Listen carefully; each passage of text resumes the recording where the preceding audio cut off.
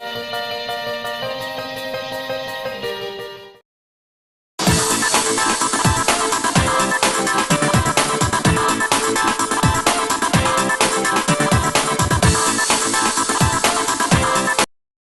Guys, welcome है, स्वागत है सभी का एक बार फिर से एजुकेशन के टेट क्रैक चैनल में। हम बात कर रहे हैं सीटेट के पेपर फर्स्ट के लिए इन्वायरमेंटल स्टडी की।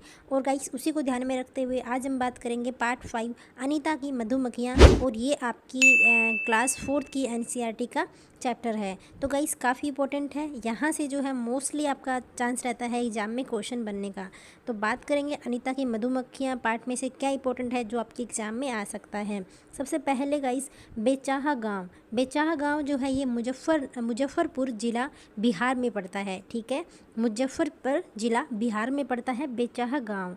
इसके बाद में गाइस इसी पार्ट में आरटीई की बात हुई है जिसे हम जानेंगे और ये काफ़ी इंपॉर्टेंट है। तो आरटीई वैसे तो डिटेल में आपको जो साइकोलॉजी का हमारा जो चल रहा है कोर्स उसमें आपको मिल जाएगी, लेकिन जितने पॉइंट्स एनसीईआरटी में यहाँ दिए हुए हैं वो हम यहाँ डिस्कस कर लेंगे।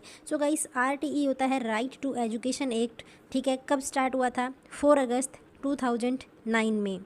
गाइस, यह 6 से 14 वर्ष के सभी बच्चों को मुफ्त एवं अनिवार्य शिक्षा का अधिकार देता है। ठीक है, तो 2009 में right to education act start हुआ था गाइस। और इसमें क्या जो है प्रावधान था कि 6 से 14 साल के जो बच्चे हैं सभी को मुफ्त और अनिवार्य शिक्षा दी जानी चाहिए।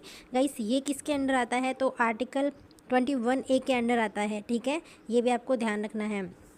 इसके बाद में गाइस इसकी जो डिटेल है वो आपको साइकोलॉजी के जो हमारा कोर्स चल रहा है अनदर कोर्स उसमें आपको मिल जाएगी। इस चैप्टर में आपके इतना ही दिया गया है आरटीई के बारे में। गाइस, इसके बाद में यहाँ पे देखिए एक आपका पेडागोजी का पॉइंट बनता है जो इसी पाठ से है और वो मैंने यहाँ ऐड कर दिया है। तो देखिए ये क्या कहता है कि बच्चों को वाद विवाद का अवसर प्रदान करना चाहिए। वाद विवाद बच्चों को किसी बात के विभिन्न पहलुओं के बारे में सोचने और समझने का मौका देता है। कक्षा में बच्चों को अपनी राय रखने का अवसर प्रदान करना चाहिए। यानी कि गाइस, ये क्वेश्चन आपको पेडागोजी में मिल सकता है। यहाँ पे बोला गया है कि स्कूल में बच्चों के साथ मतलब कैसा बिहेव जो है वो टीचर्स को करना चाहिए। क्या उनको वाद विवाद का अवसर देना चाहिए? क्या उनको अपनी सोच, अपने जो उनके ऑप्शंस हैं उनको रखने का अवसर देना चाहिए? हाँ गाइस, बिल्कुल देना चाहिए। बच्चों को वाद विवाद का अवसर देना चाहिए, उसी से उनकी सोच विकसित होगी और उनके अलग अलग जो भी उनके मतलब बच्चों के जो कौशल हैं उनका विकास होगा, वो बाहर निकल के आएंगे। ठीक है गाइस, और उनकी क्या सोच है वो सभी चीज़ों के बारे में पता चलेगा। तो बच्चों को वाद विवाद का अवसर जो है वो देना चाहिए कक्षा में अध्यापक के द्वारा। गाइस, इसके बाद में इसी पाठ में बताया गया है जो आपका अनीता जो इस पाठ में अनीता है वो क्या करती है? वो मधुमक्खियों का पालन करती है। तो गाइस, मधुमक्खियों के बारे में कुछ इंपॉर्टेंट पॉइंट इस पाठ में से है जो आपके एग्जाम में आ सकते हैं। एक है आपका लीची के फूल मधुमक्खियों को लुभाते हैं। तो ये क्वेश्चन आपको मिल सकता है कि मधुमक्खियों को सबसे ज़्यादा कौन से पौधे के फूल लुभाते हैं? तो लीची के, गुलाब के, इस तरह से आपको 4 ऑप्शन मिलेंगे। आपको लीची पे ही क्लिक करना है। इसके बाद में गाइस, मधुमक्खी पालने का सबसे अच्छा जो समय होता है वो अक्टूबर से दिसंबर का होता है, क्योंकि यह समय मधुमक्खियों के अंडे देने का होता है। गाइस, ये क्वेश्चन इंपॉर्टेंट है, ऑलरेडी आ चुका है सीटेट एग्जाम में कि मधुमक्खियों के पालन में जो है सबसे बढ़िया, सबसे अच्छा जो टाइम है वो कौन सा है? तो अक्टूबर से दिसंबर आपको ध्यान रखना है। ठीक है, इसके बाद में जो लीची के फूल होते हैं गाइस वो फरवरी में आते हैं। ठीक है, लीची के फूल फरवरी में खिलते हैं, ये ध्यान रखना है। और लीची के फूल मधुमक्खियों को सबसे ज़्यादा लुभाते भी हैं। मधुमक्खियों के छत्तों में एक रानी मक्खी होती है जो अंडे देती है। ठीक है, अब हम मधुमक्खी के छत्ते में जो मक्खियाँ होती हैं उनके बारे में बात कर रहे हैं। तो गाइस, एक रानी मक्खी होती है जिसका काम होता है अंडे देना। कुछ नर मक्खियाँ होती हैं जिनका ज़्यादा कुछ काम नहीं रहता है, और बाकी जो मक्खियाँ होती हैं उनको वर्कर बीज बोला जाता है। वर्कर बी बोलते हैं ना। ठीक है, यानी कि जो कार्य करने वाली, काम करने वाली मक्खियाँ होती हैं वो वाली। तो ये क्या करती हैं गाइस? ये काम करती है, कैसा काम करेंगी? तो शहद के लिए फूलों का रस ढूंढती हैं। जब किसी मक्खी को रस मिल जाता है तो वह एक तरह का नाच करती है और दूसरी मक्खियों को पता चल जाता है कि रस कहाँ है। ठीक है गाइस, ये रस से शहद भी बनाती हैं और छत्ता बनाने का काम भी वर्कर बी का होता है। तो गाइस, यहाँ से आपको कैसा क्वेश्चन मिलेगा सीटेट पेपर में, पेपर फर्स्ट में? तो यहाँ से आपको ऐसे क्वेश्चन मिलेगा कि मधुमक्खियों के बारे में निम्न में से कौन सा कथन सही नहीं है। उसके बाद में आपको 4 ऑप्शन मिलेंगे, जिसमें से आपके 3 स्टेटमेंट बिल्कुल आपकी डिट्टो यहाँ से ऐसी ही आपको मिलेगी। एक स्टेटमेंट आपको कुछ चेंज मिलेगी जो आपको फिर पहचाननी होगी। ठीक है गाइस, तो ये कुछ इंपॉर्टेंट पॉइंट थे मधुमक्खियों के बारे में। कुछ और जानते हैं, चलिए।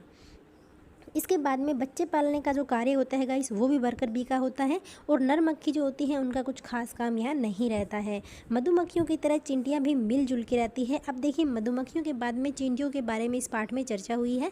तो चींटियों के बारे में यहाँ क्या बोला गया है कि जैसे मधुमक्खियाँ झुंड में रहती हैं, उसी तरह चींटियाँ भी गाइस झुंड में ही रहती है। ठीक है, इनका काम भी जैसे मधुमक्खियों का काम बंटा होता है अलग अलग, उसी तरह चींटियों में भी काम जो है बंटा होता है। सभी चींटियाँ इसमें क्या है कि रानी चींटी, जैसे इसमें क्या था, इसमें आपका जैसे रानी मक्खी होती है मधुमक्खियों के छत्तों में, इसी प्रकार चींटियों के झुंड में भी एक रानी चींटी होती है और उसका काम क्या होता है, अंडे देना। इसके अलावा गई सिपाही चींटी होती है जो बिल का ध्यान रखती है, यानी कि सिपाही की तरह वो काम करती है। ठीक है, एक सिक्योरिटी गार्ड की तरह। तो वो क्या करेगी, वो बिल का ध्यान रखेगी।